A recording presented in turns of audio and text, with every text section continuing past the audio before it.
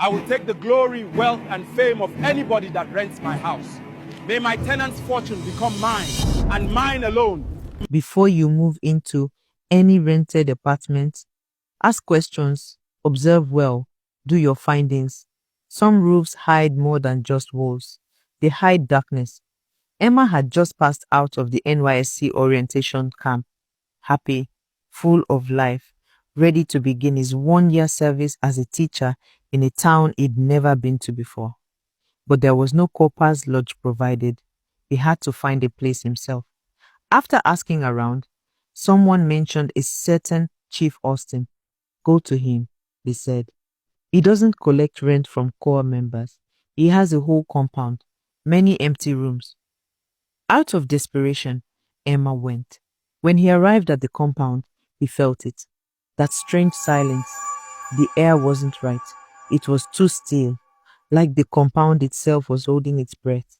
The building was an old face me, I face you, narrow rooms stacked side by side with one long corridor.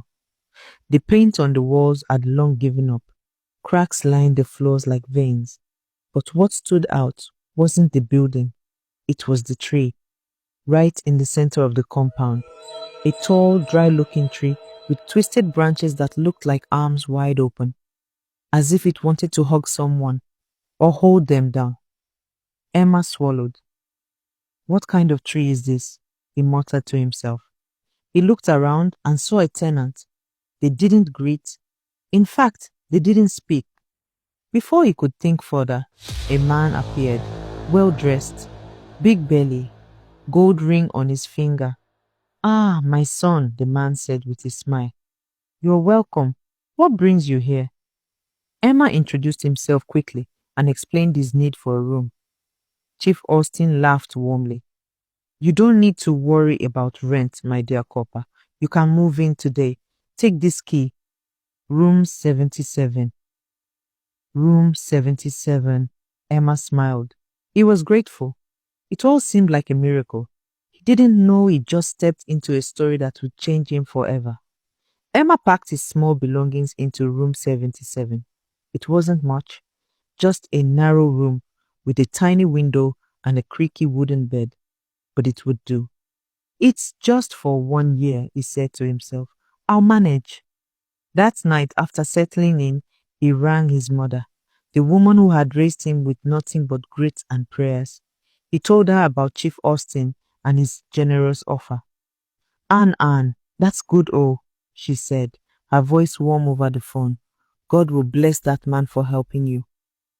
Emma smiled, unaware that sleep was about to usher him into the first sign of trouble. That night, Emma had a strange dream.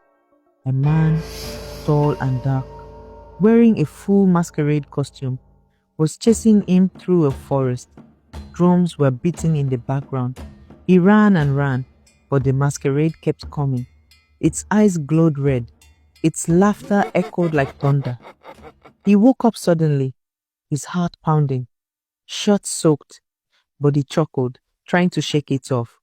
It's just tiredness, camp wahala, and that long journey, he said aloud.